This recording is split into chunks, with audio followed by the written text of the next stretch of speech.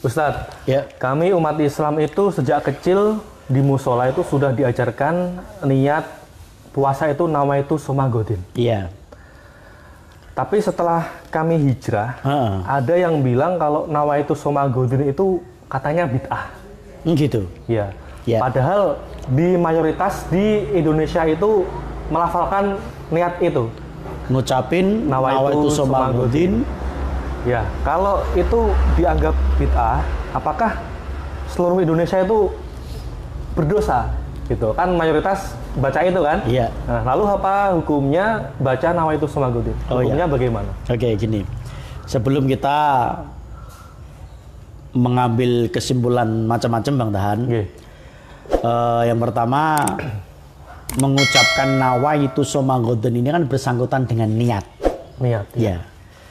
Lah, kita harus ngerti dulu niat itu apa. Salah seorang ulama pakar bahasa yaitu Syekh Al-Fairuz Abad di dalam kamusnya Al-Muhit menjelaskan bahwa niat itu adalah keazaman untuk melakukan sesuatu. Yakni keinginan kuat untuk melakukan sesuatu yang untuk mencapai tujuan, itu namanya niat.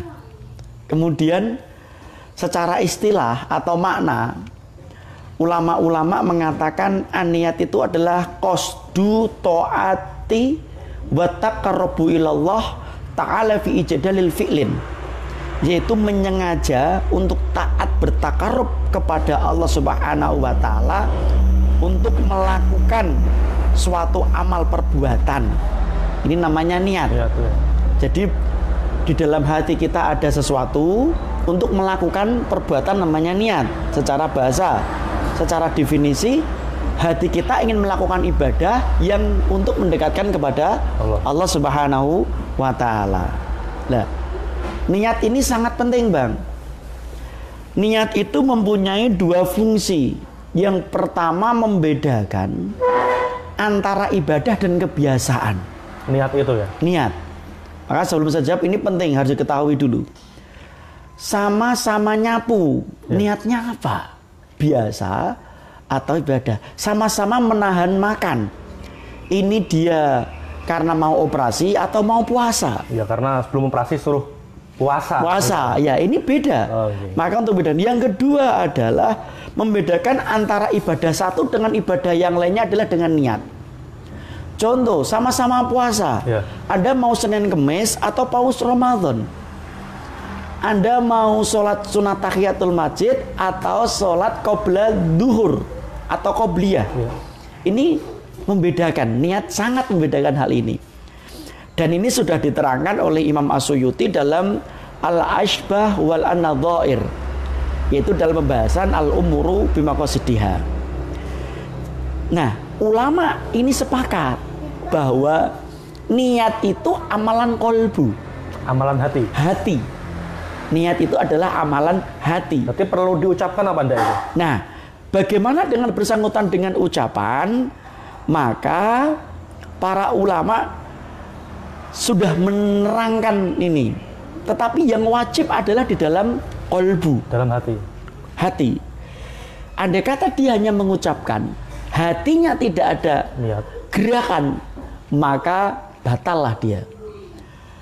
Tapi kalau seseorang itu sudah ada di dalam kolbunya, maka sudah sah niatnya. Nah, tetapi ketika berbicara soal mengucapkan, kita harus merujuk kepada ulama. Kita harus merujuk kepada para ulama. Yang pertama, para ulama mengatakan begini. Imam Hanafiyah dalam pendapat Hanafiyah berpendapat melafadzkan niat itu hukumnya mustahab, sunnah. Jadi kita dalam hati sudah ada kerentek, kemudian dilafadzkan lagi ke dalam lisan, itu hukumnya sunnah. Kalau madhab Malikiyah ini cenderung lebih baik ditinggalkan. Nggak usah diucapin. Ini madhab Malikiyah. Kalau pendapat Syafi'iyah bahwa mengucapkan sunnah ini sunnah muakkadah. Sangat ditekankan sekali. Ada hati, ada ucapan. Ada ucapan. Biar lebih mantap gitu. Biar lebih mantap. Karena untuk ditakkid. Ya. Adapun Hanabila ini ya ora sunnah, ya ora ditinggalkan, ya pokoknya biasa saja. Ini madhab. Ya. Di antara madhab ini tidak kita temukan bahwa itu masuk dalam kategori bid'ah. Ini ulama madhab. Ya. Meskipun realisasinya, realitanya, ada ulama-ulama yang hari ini kita baca dalam bukunya bahwa mengatakan bahwa nawaitu soma ghodin itu adalah bid'ah. Itu mereka juga punya dasar. Dasarnya adalah tidak ditemukan amalan sahabat, Ya. tidak ditemukan amalan tabi'in. Maka karena tidak ditemukan amalan sahabat dan tabi'in, dan Rasulullah juga tidak pernah ngucapin nawaitu soma ghodin, berarti ini tidak ada dasarnya. Ini bid'ah. Perkara baru gitu. Perkara baru yang harus ditinggalkan. Ini katakanlah ada yang berpendapat Ya. seperti ini, kita tidak boleh menutup mata. Hanya saja nasihat saya kepada teman-teman Taubatar Hijrater, tidak perlu risau dengan perbedaan.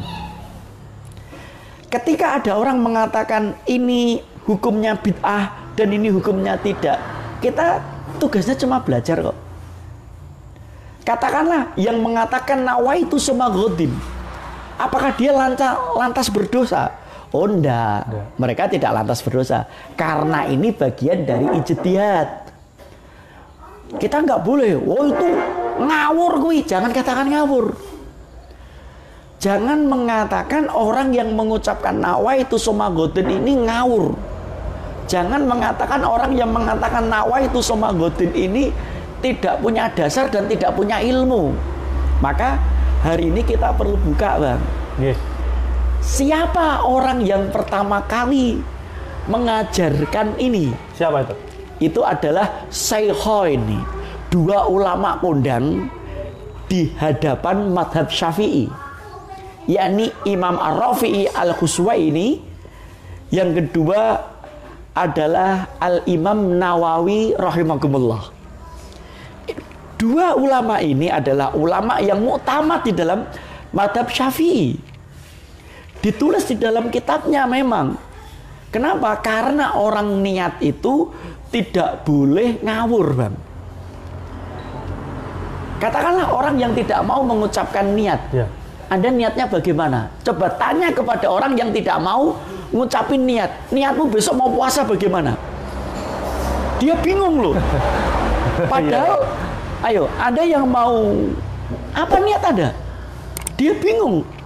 Iya, paling aku sok poso hanya gitu dok. Nah, maka ketika ulama merancang ini, nawaitu soma ghodin an adain itu sampai selesai, itu tidak ngawur. Itu sudah berdasarkan ijtihad mereka bahwa orang itu ketika mau puasa itu harus mempunyai dasar-dasar.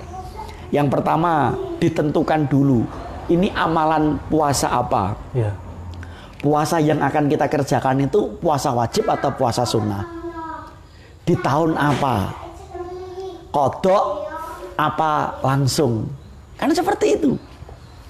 Nah, maka yang sudah disusun ini adalah betul-betul untuk orang awam. Agar orang awam tidak salah meniatkan amalan ibadah. Yang perlu kita garis bawahi bahwa nawaitu soma ghodin sampai selesai itu adalah hasil ijtihad dari ulama Syafi'iyah, yaitu Imam Ar-Rafi'i dan dikuatkan oleh Imam An-Nawawi. Apa kita mau mengatakan Imam Nawawi sama Imam Rafi'i wong bodoh, wong ora mudeng agama? Siapa kita? Siapa kita? Siapa? Beliau. Maka kita sebagai orang awam, Bang, sebaiknya kita tidak ikut caci mencaci. Bagi yang berpendapat ini adalah bid'ah karena tidak ada dalilnya, ya monggo. Tetapi ya pastikan bahwa niat Anda itu benar dan tepat. Ya. Yang kedua, bagi yang melakukan nawaitu summa ghadin, ini silahkan. Semuanya adalah berdasarkan satu hadis, beda penafsiran. Barakallahu fikum. Jangan bertikai dan tetap bersatu. Yang penting tetap puasa ya. Jadi perbedaan itu adalah sunatullah. Meskipun kita berpaham yang ini, tapi kita jangan sampai menyalahkan yang itu lainnya. gitu ya.